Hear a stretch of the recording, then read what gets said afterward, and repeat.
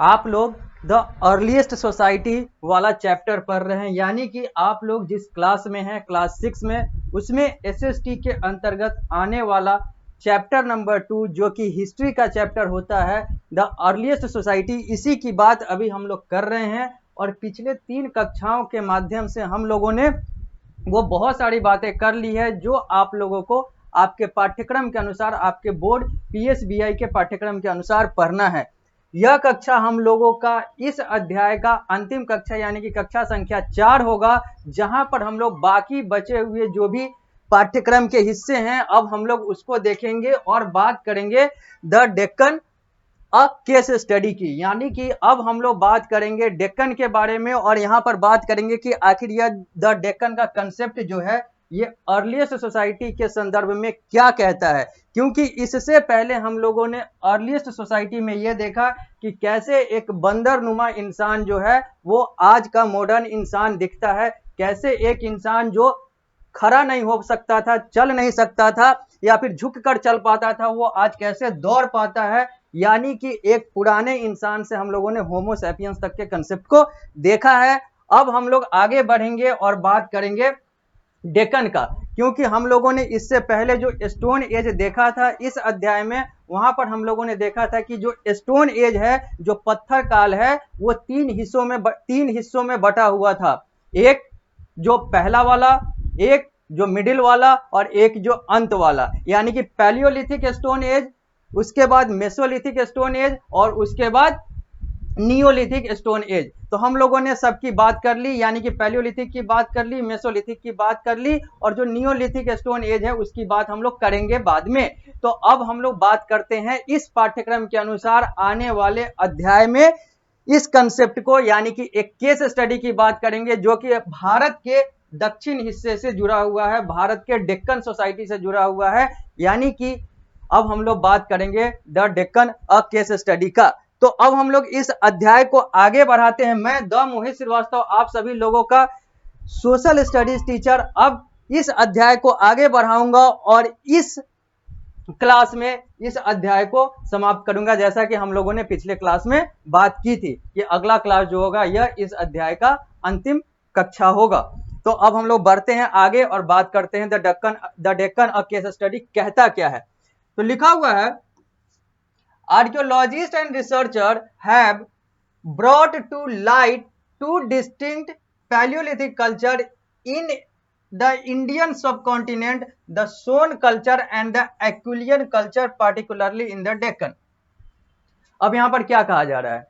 यहां पर कहा जा रहा है कि अगर हम लोग पुरातत्वविद की बात करें, जिसको हम लोग अंग्रेजी में आर्कियोलॉजिस्ट कहते हैं, अगर हम लोग आर्कियोलॉजिस्ट की बात करें या फिर अनुसंधानकर्ता या शोधकर्ता की बात करें, जिसको अंग्रेजी में रिसर्चर कहा जाता है, तो अगर हम लोग रिसर्चर और आर्कियोलॉजिस्ट की बात करें तो इन लोगों ने, यानी कि पुरातत्वविद और शोधकर्ताओं ने 2 चीजों पर बेसिकली हाईलाइट किया, यानी कि 2 चीजों को पर प्रकाश डाला या फिर 2 चीजों को बहुत अच्छे तरीके से उजागर किया। और भी बहुत सारी चीजें तो की ही, लेकिन इस अध्याय के संदर्भ में जो आर्कियोलॉजिस्ट और जो रिसर्चर के जो 2 चीज जो सबसे ज्यादा या फिर कहें तो जिस पर प्रकाश डाला गया वो है Palaeolithic culture in the Indian subcontinent, 2 distinct palaeolithic culture in the Indian subcontinent.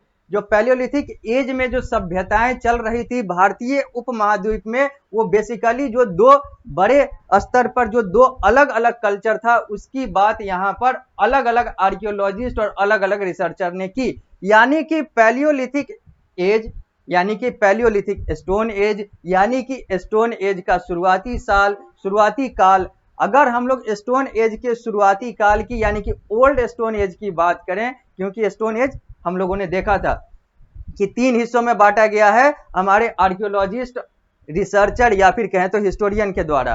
एक ओल्ड स्टोन एज जिसको हम लोग पैलियोलिथिक स्टोन एज कहते हैं या पैलियोलिथिक एज कहते हैं, एक middle stone age, middle age जिसको हम लोग मेसोलिथिक स्टोन एज या मेसोलिथिक एज कहते हैं, और एक जो मॉडर्न स्टोन एज या मॉडर्न एज है जिसको हम लोग नियोलिथिक एज या नियोलिथिक स्टोन एज कहते हैं।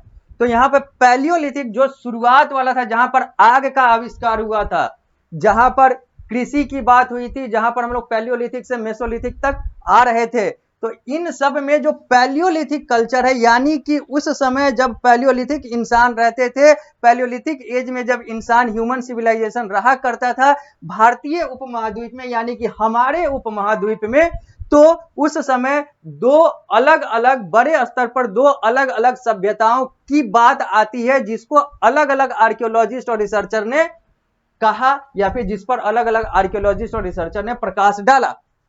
एक है द सोन कल्चर और एक है द एक्विलियन कल्चर। यहां पर दो कल्चर की बात है, दो सभ्यताओं की बात है, दो रीति रिवाज की बात है। एक है सोन रीति रिवाज और एक है एक्विलियन रीति रिवाज, जो कि डेक्कन क्षेत्र में था, यानी कि भारत के दक्षिणी क्षेत्र में था। एक्विलियन दक्षिण क्षेत्र में और बाकी जो सोन है वो अलग। तो अब हम लोग बात करेंगे द सोन कल्चर और एक्विलियन कल्चर की। The Son culture is found along the Soan river valley in Pakistan. ये जो सोन कल्चर है, ये नाम से ही क्लियर होता है कि यह इस सोन नदी, सोन एक नदी का नाम है, ये सोन कल्चर जो है, जो सोन नदी के बसे हुए जो क्षेत्र हैं या फिर सोन नदी के आसपास के बसे हुए जो क्षेत्र हैं, जहां पर जो लोग रहते हैं, उनकी जो सभ्यता है वो द सोन कल्चर कही जाती है, या फिर उनका जो सभ्यता है, उनका जो कल्चर है द सोन कल्चर है। यानी कि the Son culture is found along the Soan river valley in Pakistan. Pakistan के सोन रिवर, सोन नदी घाटी के पास या फिर उसके साथ साथ जो पाए जाने वाला ह्यूमन सभ्यता है, ह्यूमन कल्चर है, मानव सभ्यता है, उसको सोन कल्चर कहा जाता है। The tools used in the early phase where hand axes, choppers, crude, cleavers. वो टूल, वो हथियार जो शुरुआती काल में, शुरुआती समय में, अर्ली फेज में उपयोग किए जाते थे, उसको हम लोग अलग अलग उदाहरण के तौर पर देख सकते हैं। वैसे नाम जो है, चाहे वो हाथ वाला कुल्हाड़ी हो या फिर जो चॉपर हो जिससे मीट वगैरह काटा जाता था, जो हम लोगों ने पिछली कक्षा में देखा है, ये सब जो हथियार हैं, ये सब जो टूल है, ये इस सोन कल्चर से जुड़ा हुआ या फिर उस समय से जुड़ा हुआ टूल है, जो कि ये लोग यूज करते थे। In the later phase the flint tools were sharper and more refined. और जैसे जैसे आगे बढ़ते गए, फ्लिंट टूल यानी कि जो छोटे छोटे पत्थरों से बनाए जाने वाले नुकीले हथियार थे, नुकीले औजार थे, उन सारी चीजों का प्रयोग किया जाने लगा। अब हम लोग बात करेंगे आगे बढ़ते हुए कि आखिर यह जो सोन कल्चर है, सोन कल्चर के बाद ये जो एक्विलियन कल्चर है वो क्या कहता है। सोन कल्चर में हम लोगों ने देखा क्या, तो सोन कल्चर में हम लोगों ने देखा कि ये वो सभ्यता है, ये वो कल्चर है जो सोन नदी के साथ बसे हुए जो मानव सभ्यता है उनसे जुड़ा हुआ है। यानी कि पाकिस्तान के, अभी के पाकिस्तान के, उस समय तो इंडियन सब कॉन्टिनेंट था, उस समय ये सारे भारत उपमहाद्वीप के हिस्से थे। अभी के पाकिस्तान के, वर्तमान के पाकिस्तान के, 1947 के बाद वाले पाकिस्तान के, जो उस समय और अभी 1947 के बाद वाले पाकिस्तान के जो सोन नदी है, सोन नदी के आसपास की जो बसी हुई ह्यूमन सभ्यता थी, वो सोन कल्चर को फॉलो करती थी, या फिर उस कल्चर को सोन कल्चर कहा जाता था। लेकिन अब हम लोग बात करेंगे एक्विलियन कल्चर की। अब हम लोग बात करेंगे दूसरे वाले कल्चर की, एक्विलियन कल्चर की। सोन कल्चर के बारे में तो हम लोगों ने देख लिया कि द सोन कल्चर, जो द सोन कल्चर है, ये एक रिवर के नाम से है, ये सोन नदी के नाम से है, और ये बेसिकली अभी के पाकिस्तान वाले क्षेत्र में, वहां के जो सोन नदी वाला क्षेत्र है वहां पर एग्जिस्ट करता है। लेकिन अब ये जो एक्विलियन कल्चर है, जो दूसरा वाला कल्चर है, जो हम लोगों ने देखा था कि आर्कियोलॉजिस्ट और रिसर्चर ने हमारे पैलियोलिथिक एज के कल्चर को बेसिकली दो बड़े हिस्से में देखा या उस पर प्रकाश डाला। तो सोन कल्चर के बाद द एक्विलियन कल्चर की बात करते हैं, ACHEULIAN, एक्विलियन कल्चर। ये हम लोगों ने शुरू में देखा कि ये जो है डेक्कन क्षेत्र यानी कि भारत के दक्षिणी क्षेत्र में, और ये जो पाकिस्तान वगैरह है, अगर हम लोग भारत की बात करें तो ये भारत के उत्तर क्षेत्र में चला जाता है। ये ऊपर है, ये नॉर्थ में है, NORTH में है, और ये जो है ये साउथ में है, भारत के संदर्भ में, भारतीय उपमहाद्वीप के संदर्भ में। ये नॉर्थ में हो गया, ये साउथ में हो गया, ये ऊपर हो गया, ये नीचे हो गया। क्योंकि हम लोग जब भी मैप को बनाते हैं तो ऊपर नॉर्थ होता है, नीचे साउथ होता है, इधर ईस्ट होता है और इधर वेस्ट होता है। नॉर्थ साउथ के राइट हैंड साइड में ईस्ट होता है और लेफ्ट हैंड साइड में वेस्ट होता है। ये यूनिवर्सल कंसेप्ट है, इसी पर मैप या फिर कोई भी नक्शा या कोई भी दिशा जो है वो निर्धारित होता है। तो नॉर्थ में हमारा द सोन कल्चर था और साउथ में हमारा द एक्युलियन कल्चर है। अब सोन कल्चर तो नाम से क्लियर हो गया, ये सोन कल्चर जो है ये सोन नदी के कारण से बना हुआ है। अब एक्युलियन कल्चर की बात करते हैं। तो एक्युलियन कल्चर जो है ये एक जगह संत एक्युलियन या फिर ACHULIAN सेंट एक्युलियन एक प्लेस है जो कि फ्रांस में है, वहां से जुड़ा हुआ यह जो नाम है ये है, यानी कि द एक्युलियन कल्चर फ्रांस के एक जगह सेंट एक्युलियन से लिया गया हुआ है। और सेंट एक्युलियन में ये जो फ्रांस का एक प्लेस है सेंट एक्युलियन, वहां पर पैलियोलिथिक एज में अलग अलग पत्थरों से हथियार बनाए जाते थे। एक आर्कियोलॉजिकल साइट था, एक पुरातत्वविद या फिर एक पुरातत्व विभाग था, एक पुरातत्व स्थल था, जहां पर उस समय के लोग, उस समय के इंसान अलग अलग औजार, अलग अलग हथियार, छोटे छोटे हथियार, बड़े बड़े हथियार, बेसिकली छोटे छोटे और नुकीले हथियार बनाया करते थे उस जगह पर, जिस जगह का नाम संत एक्युलियन है, जो कि अभी के फ्रांस में है। और इस जगह के नाम से इस कल्चर का नाम पड़ा द एक्युलियन कल्चर, यानी कि एक ऐसी सभ्यता जो कि पत्थरों से औजार, पत्थरों से हथियार, पत्थरों से डिफरेंट डिफरेंट अलग अलग टूल्स बनाने का कार्य करती थी। इसी को हम लोग एक्युलियन कल्चर कहते हैं। यानी कि सोन कल्चर जो सोन नदी के पास है, एक्युलियन कल्चर जो कि अलग अलग छोटे छोटे, बेसिकली छोटे छोटे, मुख्यतः छोटे छोटे, नहीं तो बड़े बड़े भी यहाँ पर, लेकिन मुख्यतः छोटे छोटे हथियार, नुकीले नुकीले हथियार बनाए जाते थे, फ्लिंट टूल्स बनाए जाते थे, वहीं से ये एक्युलियन कल्चर है। और इस एक्युलियन को हम लोग ऐसे भी समझ सकते हैं कि ये AXE यानी कि कुल्हाड़ी वाला कल्चर है, जहां पर कुल्हाड़ी जैसे छोटे छोटे हथियार बनाए जाए करते थे। तो अब हम लोग आगे बढ़ते हैं और बात करते हैं जो लिखा हुआ है यहाँ पर, several Acheulian site have been excavated in the Deccan which gives us an insight into the living condition of the people।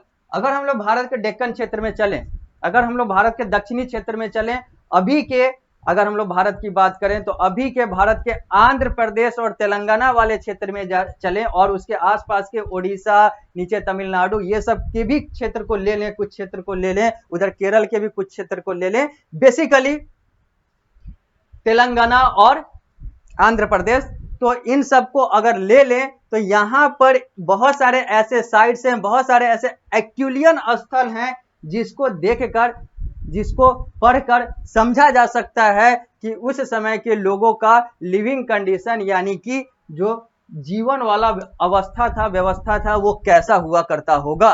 यही लिखा हुआ है कि सेवरल एक्युलियन साइट, बहुत सारे जो एक्युलियन साइट्स हैं, स्थल हैं, have been excavated in the Deccan, जो कि भारत के डेक्कन क्षेत्र में यानी कि दक्षिण के कुछ हिस्सों में, वहां पर अगर उसको खोदा गया, उसको खंगाला गया, तो which gives us an insight into the living condition of the people, तो वहां से पता चलता है, वहां से एक व्याख्या के तौर पर, एक क्लू के तौर पर, एक सुराग के तौर पर, एक तथ्य के तौर पर पता चलता है कि वहां का लिविंग कंडीशन कैसा रहा होगा उस समय का। सम ऑफ दीज साइट्स आर, कुछ एक्युलियन साइट्स के नाम दिए गए हुए हैं जो कि बेसिकली डेक्कन क्षेत्र में है। बोरी नाम एक जगह है, एक इसामपुर है, एक येदुवड़ी है, एक भीमबेतका है। भीमबेतका हम लोगों ने देखा था कि ये मध्य प्रदेश में है, ये डेक्कन में नहीं है। एक है चिरकी नेवासा, एक है दीदवाना और एक है अट्टीराम पक्कम, यानी कि बोरी, इसामपुर, येदुरवाड़ी, भीमबेतका, चिरकी नेवासा, दीदवाना, अतिराम पक्कम, ये सब कुछ ऐसे एक्युलियन साइट्स हैं जो कि जानकारी देते हैं हम लोगों को उस समय के सभ्यता के, पैलियोलिथिक एज के सभ्यता की। अब हम लोग बात करेंगे decline of the Acheulian culture, Acheulian culture का पतन कैसे हुआ, कैसे एक्युलियन कल्चर जो है वो समाप्ति की तरफ गया या फिर गिरता चला गया, अब उसकी बात करते हैं। According to a scholar Acheulian culture ended because of the shortage of rainfall. अगर हम लोग विद्वानों की बात करें तो ये जो कल्चर है, ये जो सभ्यता है, एक्यूलियन सभ्यता जो है, इसका पतन इसके कारण से हुआ क्योंकि उस समय बारिश की यानी कि बरसात की यानी कि पानी की कमी हो गई थी। यानी कि शॉर्टेज ऑफ रेनफॉल के कारण से, बारिश के कमी के कारण से एक्यूलियन कल्चर का पतन हो गया, ये हमारे विद्वान बताते हैं। द रिवर में have also changed their courses and affected human life as well as cultivation and animal farming. The rivers may have also changed their courses and affected human life as well as cultivation and animal farming. अब चूंकि river है, नदी है, नदी में पानी आ नहीं रहा है, बारिश हो नहीं रहा है, बारिश की कमी हो गई है, तो जिसके कारण से जनजीवन को रिवर के द्वारा भी प्रभावित कर दिया गया। चाहे वो कल्टीवेशन की बात हो, चाहे वो एनिमल फार्मिंग की बात हो, चाहे वो फार्मिंग कटाई बुआई की बात हो, कृषि की बात हो, या फिर और भी अलग अलग जानवरों से जुड़ा हुआ कृषि का बात हो। तो यहाँ पर चूंकि बारिश हो नहीं रहा है, नदी जो है वो लगभग सूखा हुआ है, उतना पानी उसके पास है नहीं, या तो है ही नहीं या तो उतना पर्याप्त नहीं है, जिसके कारण से बाकी सारी चीजें जो हैं प्रभावित हो रही हैं, और इसी के कारण से ये कल्चर भी प्रभावित होता चला गया नकारात्मक तौर से, और गिरता चला गया, पतन होता चला गया, डिक्लाइन होता चला गया। People living in Acheulian site would have been forced to move away to look for other sources of water. और जो लोग इस एक्यूलियन साइट्स पे, जैसे बोरी है, इसामपुर है, ये सब जो है और भी अलग अलग हैं, जो लोग यहाँ पर रहते थे, अब यहाँ पे इन लोग को बारिश मिल नहीं रहा है, बारिश हो नहीं रहा है, नदी लगभग सूखी जा रही है, दिक्कत हो रहा है, तो ये लोग इस जगह को छोड़कर दूसरे जगह पर चले गए या फिर जाते गए, ताकि पानी इन लोगों को पर्याप्त मात्रा में मिल सके, इनका जीवन यापन सही तरीके से हो सके।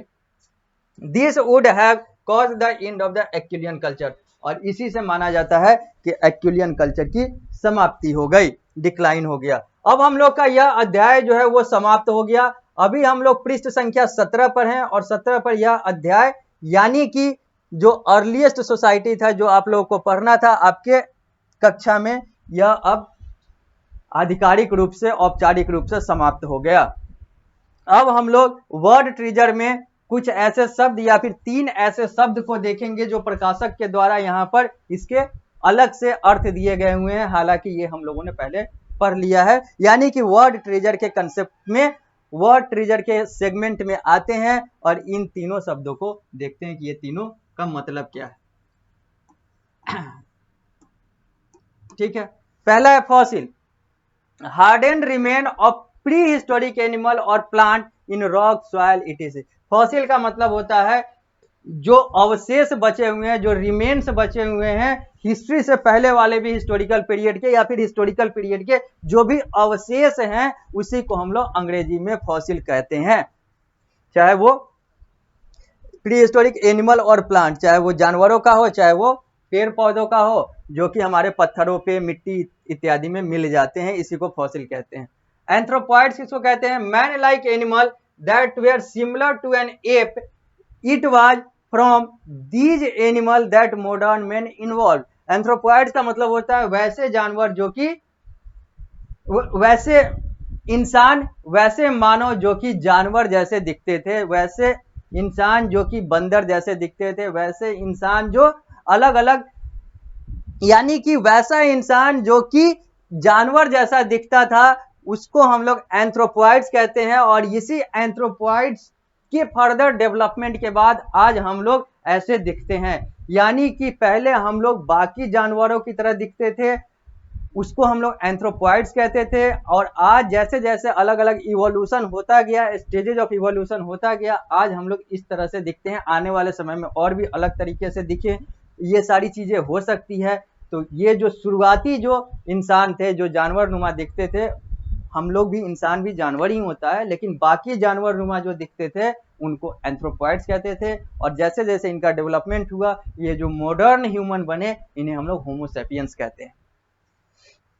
Nomads, people who travel from place to place to find fresh pasture for their animal.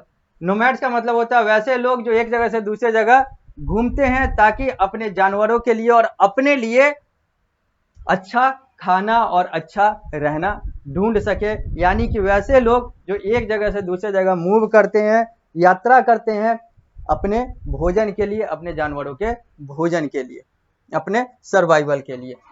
अब हम लोग बात करेंगे एक्सरसाइजेज की, यानी कि अब हम लोग बात करेंगे प्रश्न उत्तर की, क्वेश्चन आंसर की। अब यहाँ पर हम लोग इस सेगमेंट में आ गए हैं जहां पर आप लोगों को सारा कुछ करना है, यानी कि एक ऐसा चीज जहां पर हम लोगों ने अब वो सारी चीजें, ठीक है। तो अब हम लोग आ चुके हैं एक्सरसाइजेज पर, यानी कि अब हम लोग बात करेंगे क्वेश्चन आंसर की, प्रश्न उत्तर की। तो सबसे पहला जो सेगमेंट है जहां पर आप लोगों से प्रश्न पूछे जा रहे हैं जिस तरीके से, यहां पर है answer the question by choosing the most appropriate alternative from those given below. यानी कि यह बहुविकल्पीय प्रश्न है, यह मल्टीपल चॉइस क्वेश्चन है, जहां पर आपसे अलग अलग प्रश्न के अलग अलग विकल्प दिए गए हुए हैं, चार चार विकल्प दिए गए हुए हैं। आपको उसमें से जो सही विकल्प लगता है उसको चुनना है, क्योंकि ये जितने भी प्रश्न हैं वो मैंने जो पढ़ाया है उसी के आधार पर है, जो आपका पाठ्यक्रम है उसी के आधार पर है। तो यहां पर कोई भी समस्या आनी नहीं चाहिए। तो आप लोग ये सारे अलग अलग प्रश्न को करें। पहला, इस answer the question by choosing the most appropriate alternative from those given below में आप लोगों के पास कितने प्रश्न हैं? तो आप लोगों के पास 8 प्रश्न है, A B C D E F G H करके आप लोगों के पास 8 प्रश्न हैं, और 8 प्रश्न के 4-4 विकल्प हैं। इनमें से आप लोगों को जो मोस्ट अप्रोप्रिएट विकल्प, यानी कि जो सही विकल्प लगता है उसको आप लोगों को टिक आउट करना है, उसको आप लोगों को चुनना है। दूसरा जो क्वेश्चन है वो है, दूसरे टाइप का जो क्वेश्चन है वो है right short answer for the following question.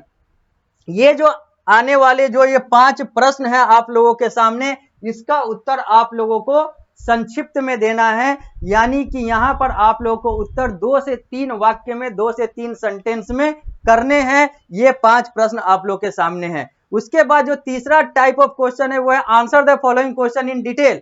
इसको आप लोग को विस्तार में करना है, यानी कि 5 से 6 वाक्य में, 5 से 6 सेंटेंस में, 6 से 7 सेंटेंस में आप लोग को करना है।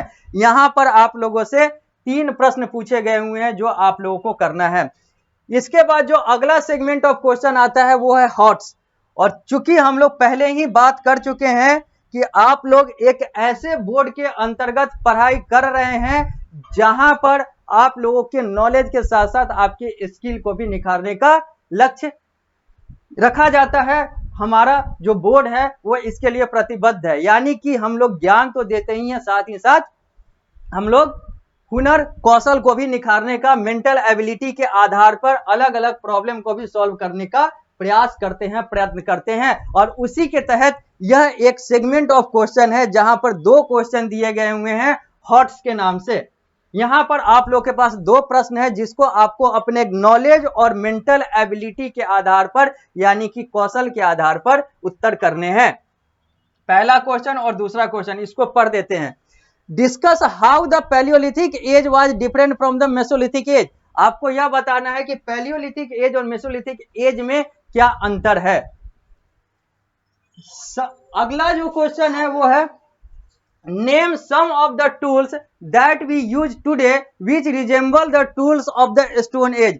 आपको कुछ ऐसे टूल्स के नाम, ऐसे हथियार के नाम, ऐसे औजार के नाम बताने हैं अभी के जो कि स्टोन एज से रिजेंबल करते हैं, यानी कि स्टोन एज से मिलते हैं, यानी कि उस समय भी यूज हुआ करते थे।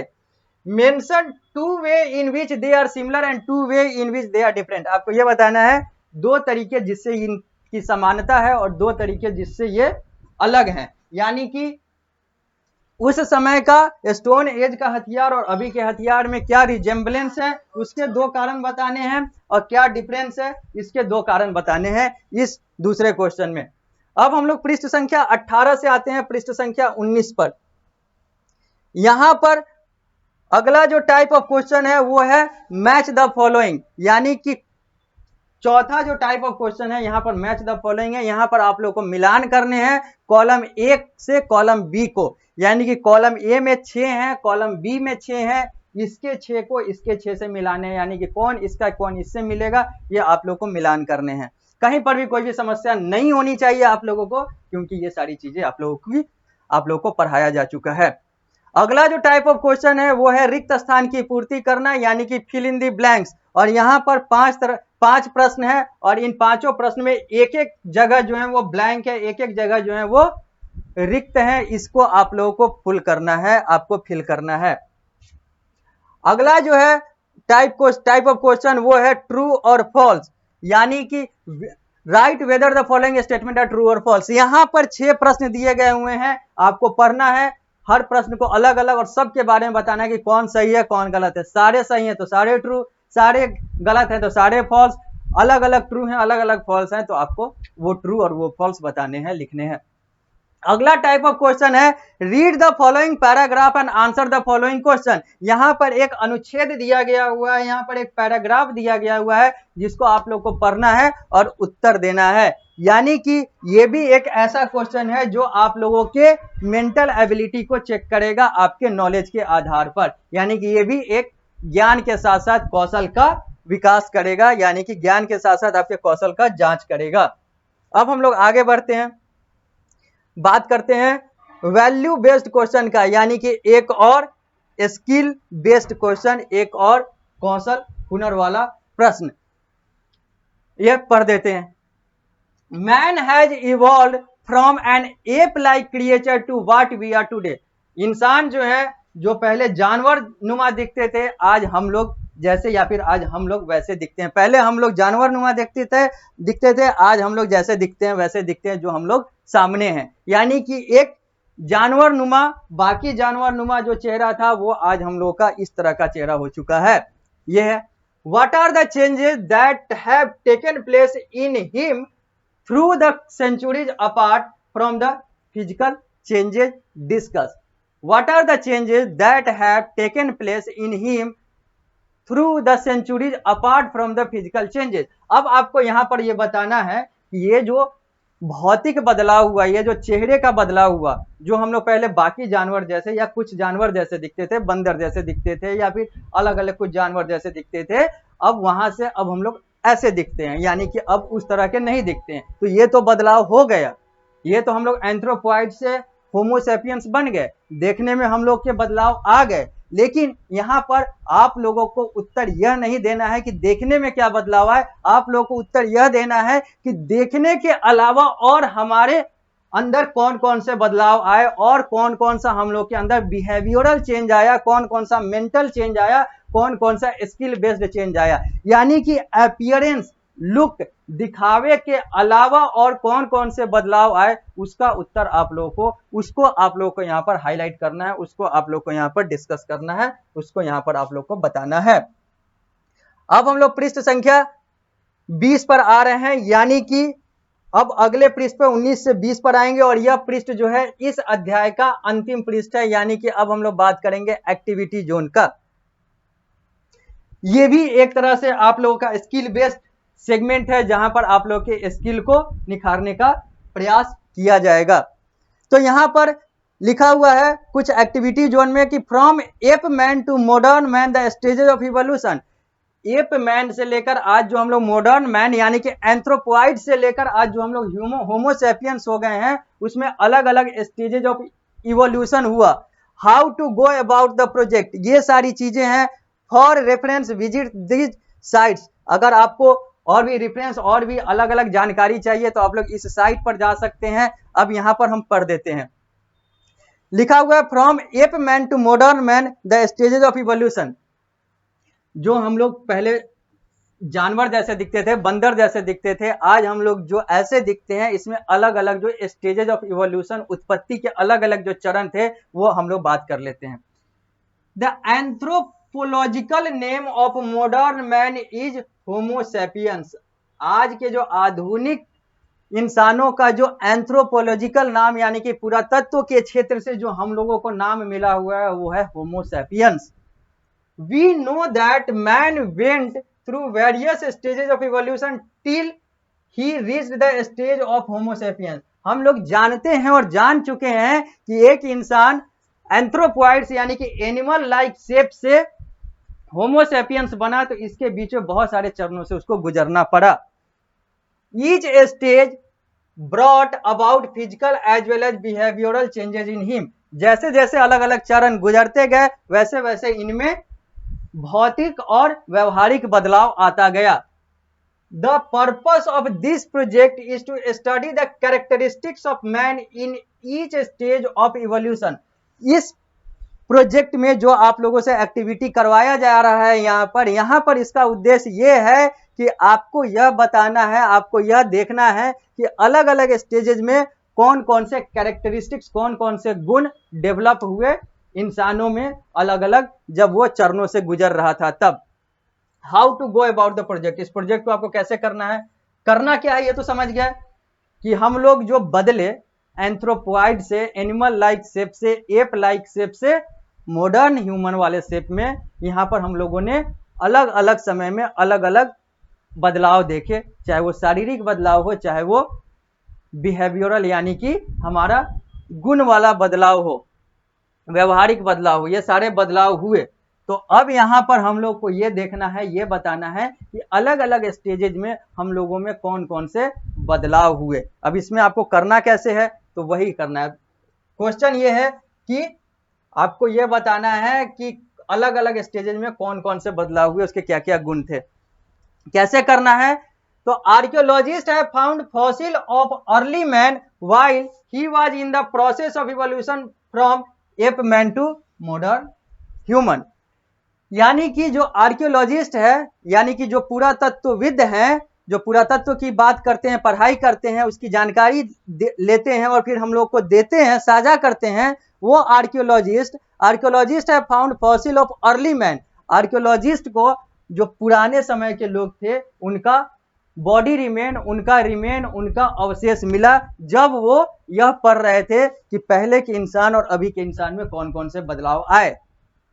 These fossils have been dated on the basis of their characteristics and have been given different names। और ये जो फॉसिल्स हैं, ये जो अवशेष हैं, ये उनके गुणों के अनुसार उनका एक डेट दिया गया, समय दिया गया कि ये इस समय के होंगे, उस समय का होगा, और उसको अलग अलग नाम भी दिया गया फॉसिल्स को। A project on the evolution of man should include this, his name in the different stages of evolution, the time period he belonged to, the rough geographical location of his habitat and its characteristics। अब यहां पर क्या कह रहा है, कह रहा है कि a project on the evolution of man should include, जो आप लोग प्रोजेक्ट बनाएंगे उसमें जो आप लोग कैरेक्टरिस्टिक्स बताएंगे अलग अलग स्टेजेज पे इंसानों के, उसमें क्या क्या आप लोग को इंक्लूड करना है और जरूर इंक्लूड करना है क्या, तो a project on the evolution of man should include his name in the different stages of evolution। अलग अलग चरणों में उनका नाम क्या क्या रखा गया, इन सारे चीजों को बताना है। यानी कि पहले तो एंथ्रोपॉइड्स थे शुरू में, अंत में होमो सैपियंस, लेकिन बीच के स्टेजेस में इनका क्या क्या नाम था वो आप लोग को बताना है, इंक्लूड करना अपने प्रोजेक्ट में। The time period he belong to, किस टाइम पीरियड से वो अलग अलग समय जो है वो जुड़ा हुआ है, अलग अलग नाम जुड़ा हुआ है, अलग अलग चरण जुड़ा हुआ है, स्टेजेस जुड़ा हुआ है। The rough geographical location of his habitation, एक आपको अनुमानित भौगोलिक स्थान बताना है जहां पर वो उस समय रहा करते होंगे। एंड हिज कैरेक्टरिस्टिक्स, और उनका गुण बताना है। यह एक चित्र में आप लोगों को मछली टाइप का एक चित्र दिख रहा है जहां पर आप लोग देख सकते हैं स्मार्ट बोर्ड के माध्यम से, यह आप अपने पुस्तक में भी देख सकते हैं। और अगर आपको इसको बनाने में और ज्यादा समस्या हो तो आप लोग इस दो वेबसाइट का भी सहारा ले सकते हैं। पहला है www.becominghuman.org और दूसरा है www.allaboutcreation.org। आप इसका भी उपयोग करके इस प्रोजेक्ट को बना सकते हैं। यानी कि इस प्रोजेक्ट में, इस एक्टिविटी में आपको बताना है अलग अलग चरणों में इंसान जो है उसके क्या क्या गुण थे और उसके लिए आप लोगों को और क्या क्या चीजें इंक्लूड करनी है, वो सब बातें हम लोगों ने कर ली। अब हम लोग लास्ट में आते हैं, एक फ्लो चार्ट के माध्यम से पूरे अध्याय को सम अप करेंगे। तो फ्लो चार्ट में हम लोग देखें इस पूरे अध्याय को एक संक्षिप्त रूप से, तो स्टोन एज जो है उसमें क्या क्या हुआ, तो स्टोन एज में एक पैलियोलिथिक एज, एक मेसोलिथिक एज, ये दो चीजों की बात हम लोगों ने की। पैलियोलिथिक एज जो 5 लाख बीसी से 10,000 बीसी तक चला, इसमें क्या क्या हुआ, तो man led the life of a hunter gatherer. यहां पर जो इंसान था वो हंटर गैदरर यानी कि शिकारी और सामान को इकट्ठा करने वाला था। यानी कि शुरुआत में जो इंसान थे वो जानवरों का शिकार करते थे और अलग अलग चीजों को इकट्ठा करके अपना जीवन यापन चलाते थे। This period is divided into early palaeolithic, middle palaeolithic and lower palaeolithic age. इसको हम लोग पैलियोलिथिक एज को हम लोग तीन पार्ट में, तीन हिस्सों में डिवाइड कर सकते हैं। एक अर्ली पैलियोलिथिक एज, एक मिडिल पैलियोलिथिक एज और एक lower palaeolithic age. Hand tool, core tool and flint tools were used. इस समय तीन तरह के टूल, तीन तरह के हथियार का प्रयोग किया जाता था, हैंड टूल, कोर टूल और फ्लिंट टूल का। Fire was discovered in this period. इसी काल में आग का आविष्कार हुआ। अचानक ही हुआ लेकिन इसी काल में हुआ। The art of cave painting developed in this period. जो गुफाओं पे पेंटिंग करने का जो कला था वो भी इसी काल में डेवलप हुआ, इसी काल में विकसित हुआ। जैसे एग्जाम्पल के तौर पर, उदाहरण के तौर पर देखें तो लेस्कॉक्स इन फ्रांस और भीमबेटका केव्स इन मध्य प्रदेश इसके उदाहरण है। The sites were classified as habitation और फैक्ट्री साइट। ये जो साइट हुआ करते थे, जो जगह हुआ करते थे, ये या तो रहने के लिए हुआ करते थे या तो काम के लिए यानी कि कारखाना के तौर पर प्रयोग किए जाते थे। अगला मेसोलिथिक एज जो कि 10,000 से 8,000 बीसी तक चला। इसमें क्या क्या हुआ तो man learned about cultivation and domestication of animal. यहां पर इंसानों ने कटाई, बुआई, फार्मिंग यानी कि कृषि को सीखा और जानवरों को कैसे पालना है इसकी शिक्षा ली या इसके बारे में शिक्षित हुए। Smaller, sharper and refined tools called microlith were use. जो छोटे छोटे नुकीले और जो बने हुए, अच्छे बने हुए जो टूल्स थे उसको माइक्रोलिथ कहा जाता था। वो भी इसी मेसोलिथिक एज के दौरान हुआ। Evolution of ape man to modern man वाले सेगमेंट में आते हैं। पैलियोलिथिक हम लोगों ने देख लिया, मेसोलिथिक देख लिया। अब हम लोग बात करेंगे evolution of ape man to modern man. पहला man appeared on earth for the first time around 1.5 million year ago. अगर हम लोग बात करें इंसान के उत्पत्ति का तो इंसान की सबसे पहली उत्पत्ति जो है वो पता चलता है कि इंसानों ने सबसे पहले जो अपनी उत्पत्ति या फिर इंसान सबसे पहले जो उत्पन्न हुए होंगे वो 1.5 मिलियन साल पहले। These ape like men are called anthropoid. उस समय जो बंदर नुमा, जानवर नुमा जो इंसान हुआ करते थे उनको एंथ्रोपॉइड्स कहा जाता है। They could not walk straight, वो सीधा नहीं चल सकते थे। Gradually he evolve to resemble modern man homo sapiens. धीरे धीरे समय के साथ समय बीतता गया और ये आज वाले इंसान में बदलते चले गए, बदल गए, जिन्हें हम लोग होमोसेपियंस कहते हैं। यानी कि एंथ्रोपॉइड्स टू होमोसेपियंस ये लोग हो गए। अगला अब हम लोग बात करेंगे यहाँ पर स्टोन एज में एक और चीज का, स्टोन एज के बारे में कि it was the period when man began using stone to make weapon and tool. Stone age का मतलब होता है वो एज जहां पर इंसानों ने पत्थरों से हथियार और औजार बनाना सीखा या बनाया। It was the period when man began using stone to make weapons and tools. This period is divided into 3 part. ये 3 हिस्सों में बांटा गया, पैलियोलिथिक एज, मेसोलिथिक एज और नियोलिथिक एज, जिसमें हम लोगों ने इस अध्याय में पैलियोलिथिक और मेसोलिथिक पढ़ा जो आप लोगों को पढ़ना था। अब हम लोग बात करेंगे डेक्कन और केस स्टडी का, जो हम लोग ये भी कर चुके हैं, क्योंकि समरी है तो ये सारा कुछ तो कर ही चुके होंगे। तो डेक्कन और केस स्टडी में हम लोगों ने क्या देखा था, 2 डिस्टिंक्ट पैलियोलिथिक कल्चर, 2 अलग अलग तरह के पैलियोलिथिक कल्चर थे। एक सोन कल्चर जो सोन नदी पाकिस्तान से जुड़ा हुआ था और दूसरा एक्यूलियन कल्चर जो कि भारत के दक्षिण राज्य से जुड़ा हुआ था, जो बेसिकली अभी का जो है तेलंगाना और आंध्र प्रदेश है। The Acheulian culture is divided into early Acheulian and late Acheulian based on the tools.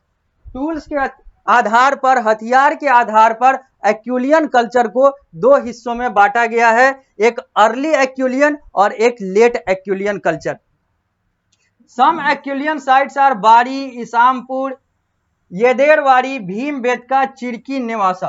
कुछ जो एक्यूलियन साइट हैं, कुछ जो एक्यूलियन कल्चर के जो स्थल हैं उनके नाम हैं बाड़ी, इसामपुर, येदेरवाड़ी, भीमबेटका, चिरकी नेवासा, ये सब बातें हम लोगों ने कर रखी है। यहाँ पर समरी के तौर पर ये चीजें आ गई। यानी कि यहाँ पर हम लोगों ने इस अध्याय में देखा कि स्टोन एज क्या कहता है, स्टोन एज में होता क्या है, स्टोन एज में होता क्या क्या है, स्टोन एज का अर्थ क्या है, स्टोन एज कितने हिस्सों में बटा हुआ है, स्टोन एज जो है वो अलग अलग खंडों में कैसे विभाजित है, ये सारी चीजें हम लोगों ने देखी। और इसी के साथ यह अध्याय जो है अब पूर्ण रूप से समाप्त हो गया। पृष्ठ संख्या 20 जो है यहाँ पर आप लोग का यह अध्याय समाप्त हो गया। अगला जो अध्याय होगा वो the first farmer and herders होगा। यानी कि the first farmer and the herders की बात हम लोग अगले अध्याय में करेंगे।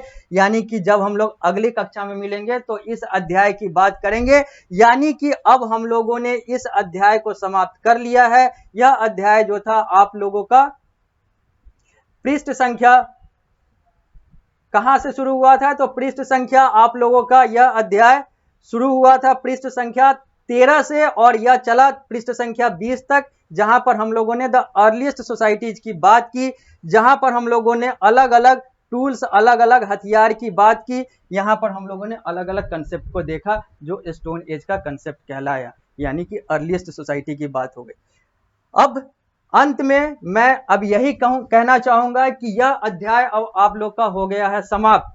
आप लोगों को, जैसे मैं पहले कहता रहा हूं, अभी भी वही कहूंगा कि जो भी आप लोगों ने पढ़ाई की है या फिर जो भी आप लोग पढ़ाई कर रहे हैं उसको मन लगा कर करें, उसको बहुत अच्छे तरीके से करें, क्योंकि जितना अच्छा आप अभी पढ़ाई करेंगे उतना बेहतर आपका आने वाला समय होगा, उतना बेहतर आपका आने वाला कल होगा। क्योंकि यही एसएसटी है, यही हिस्ट्री है, यही ज्योग्राफी है, यही सिविक्स है जो आप लोगों का 10th के बाद आर्ट का पार्ट बनेगा। यानी कि अगर आप कला के क्षेत्र में जाएंगे, जैसा मैंने पिछले अध्याय के अंत में भी कहा था, कला के क्षेत्र में जाएंगे तो यही आपका मेन आधार बनेगा। और भारत का तथाकथित रूप से कहा जाने वाला सबसे बड़ा परीक्षा, सबसे भारी परीक्षा आईएएस और सबसे बड़ी नौकरी, प्रशासनिक नौकरी जो तथाकथित तौर पर कही जाती है सिविल सेवा की या फिर सिविल सर्विसेज की, लोक सेवा की, वो भी इसी के आधार पर तैयार होता है। यानी कि अगर आपको इस क्षेत्र में जाना है तो इस एसएसटी को बहुत बेहतर तरीके से समझना होगा, बहुत बेहतर तरीके से देखना होगा, क्योंकि इसी से आप इन सारे परीक्षाओं को देखेंगे। लेकिन मेरा यहाँ पर यह कहना है कि अगर आप इस क्षेत्र में न भी जाएं तो भी आपको एसएसटी को अच्छे तरीके से समझना होगा, क्योंकि ये सोशल स्टडीज है, क्योंकि ये सामाजिक अध्ययन है। यहाँ पर आप लोगों को समाज के बारे में पढ़ाया जा रहा है। और जैसा हम लोगों ने देखा था इंट्रोडक्शन में कि हमारा समाज हमसे शुरू होता है, हमारे परिवार से होते हुए, अलग अलग समाजों से होते हुए ब्रह्मांड तक जाता है। तो यहाँ पर हर वो जानकारी मिलेगी। साथ ही साथ मैं ये भी कहूँगा कि एसएसटी के अलावा बाकी जितने सब्जेक्ट्स हैं उसको भी उतनी ही ध्यान से पढ़ें, क्योंकि हर सब्जेक्ट का अपना उपयोगिता है, हर सब्जेक्ट के अपने इम्पोर्टेंस हैं। और मैं अब अंत में ये कहूँगा कि कहीं पर भी कोई भी प्रश्न बनाने में आप लोगों को समस्या आए, आप पीएसबीआई के अलग अलग प्लेटफॉर्म से आप मुझसे कनेक्ट हो सकते हैं। आप कमेंट के माध्यम से, चैट के माध्यम से कोई भी प्रश्न का उत्तर पूछ सकते हैं। कोई भी समस्या, कोई भी कंसेप्ट समझने में कोई भी दिक्कत हुआ हो, आप अलग अलग प्लेटफॉर्म से मुझसे जुड़ सकते हैं। आप अपने ऑफलाइन जहां पर आप लोग पढ़ाई कर रहे हैं, जिस विद्यालय में पढ़ाई कर रहे हैं, वहां के शिक्षक से उस प्रश्न का उत्तर ले सकते हैं, उस जो समस्या है उसका समाधान करवा सकते हैं। और नहीं तो उनके माध्यम से आप मुझसे जुड़ सकते हैं और भी अलग अलग माध्यमों से जुड़कर आप अपने समस्या का समाधान, आप अपने प्रश्न का उत्तर कर सकते हैं। तो इसलिए मैं अंत में यही कहूंगा कि आप लोग बेहतर तरीके से पढ़ें और अच्छे तरीके से पढ़ें। जितना अच्छे तरीके से आप पढ़ेंगे उतना बेहतर तरीके से आप इस अध्याय को समझेंगे। तो अब मैं इस अध्याय को और इस कक्षा को देता हूं यहीं पर विराम, क्योंकि अध्याय तो हो गया समाप्त। अब हम लोग मिलेंगे अगली कक्षा में, तो हम लोग अध्याय संख्या 3 की बात करेंगे, अध्याय संख्या 3 में आएंगे। तब तक के लिए धन्यवाद।